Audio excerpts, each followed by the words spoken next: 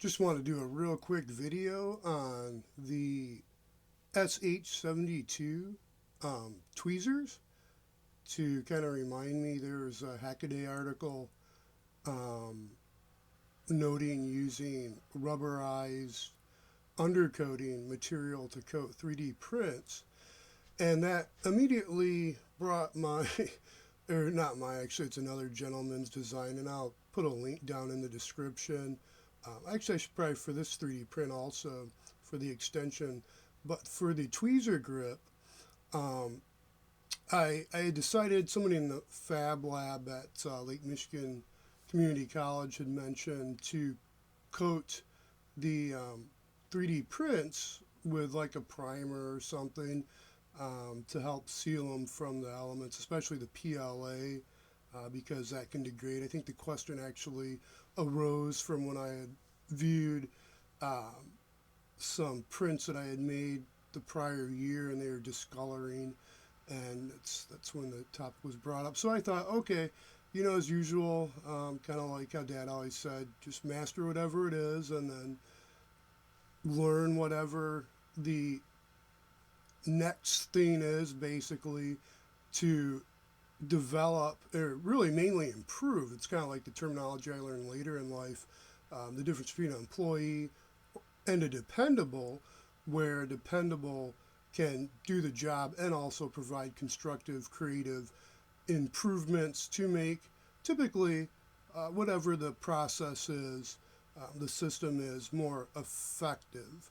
And I think Dad had mentioned efficient and effective, but somewhere along the training, leadership training, I had learned, well, it depends, what the role requires. Typically, you want to be effective, because you can be efficient at ineffective. So, it depends how you're looking at the situation. But anyways, effective.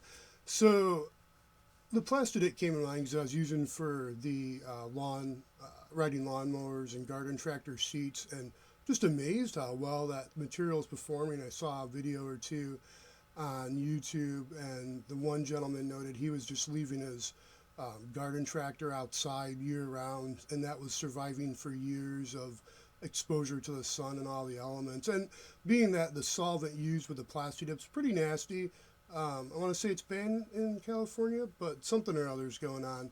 I guess it's Prop 65, but anyways, nasty stuff, especially if you're sitting on it. Make sure you air that out really good, or run a heat gun over it also, to be safe, to help evaporate out whatever would be residually left. Especially, you can move it around, move the material around if there's like little microscopic pores or whatnot, if it's like kind of open cell versus a closed cell thing.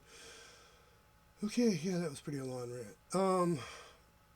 So with that Hackaday article, I was reminded, I need to do another coat. So when I open the next can of Plastidip, which will be thinner, or maybe I should look into thinning the thicker bottom of the can that I had left where I used, because I think there's still a little bit in the can, but it's starting to form a crust on, or a coating on top, and starting to harden on top, basically.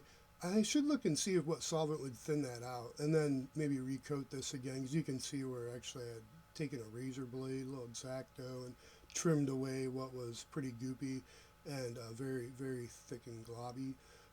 So I think another coat, and then that'll be ready to go. And I might coat, I think the grip might not be a bad idea to coat, except they made that in PLA, and I'm thinking I should probably use PETG or PET. And I'm working on that also. So that's another power supply. And Monoprice Select Mini version 2 upgrade thing to deal with next. But it does look promising, though. I might be able to, if I make the 1.75 millimeter diameter filament, maybe I'll not have to change the extruder, and well, actually it'd be the gantry to support the gantry, add the second Z-axis support, so I could have the extruder with the auger screw on the hot end nozzles, so that I could feed directly the PET recycled bottle strips. I'm probably going to wind up first taking the strips and then running them through dye that's heated, so that can, create that 1.75 millimeter filament. But anyways, let's go back to this. I kind of scope creep. 130 watts. These are 65 watts, and they're rated for 24 volts to run at the maximum current. It's recommended. So a power supply I found, I don't know, it's cost effective. It's used, I think. I don't think it's even new. I think it's used. It was a 5 amp 24 volt. It's about 121 watts. So not exactly the amount, but I don't see where I'm going to be doing anything that high temperature where I'll need none of the soldering that I've used the soldering irons for that comes to mind. I don't recall having to even go much past halfway setting. So I think this will be suitable. I wound up ordering a range of tips, so I got the 2 different style that I thought would be good for the tweezers.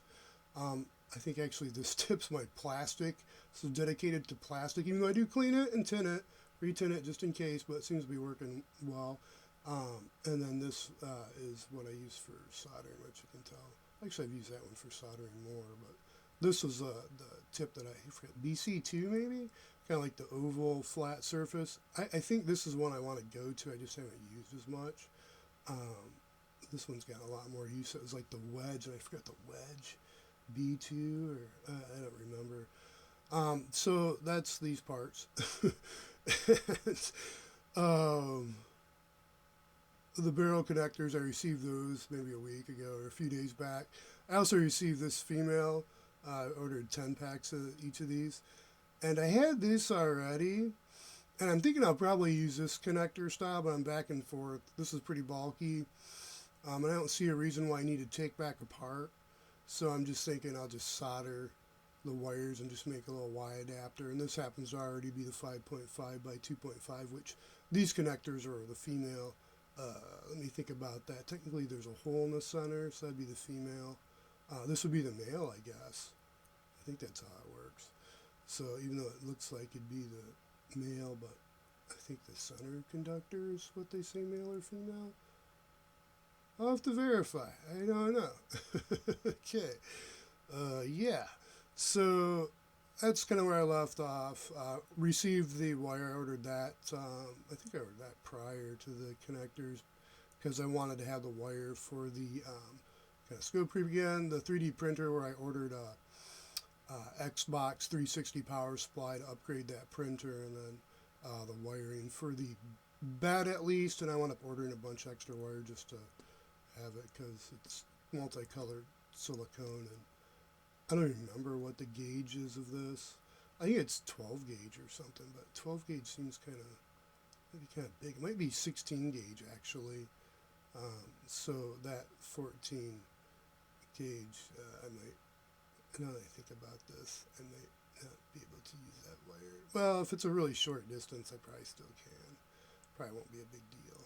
So it's like not going to be run more than 6 inches or something.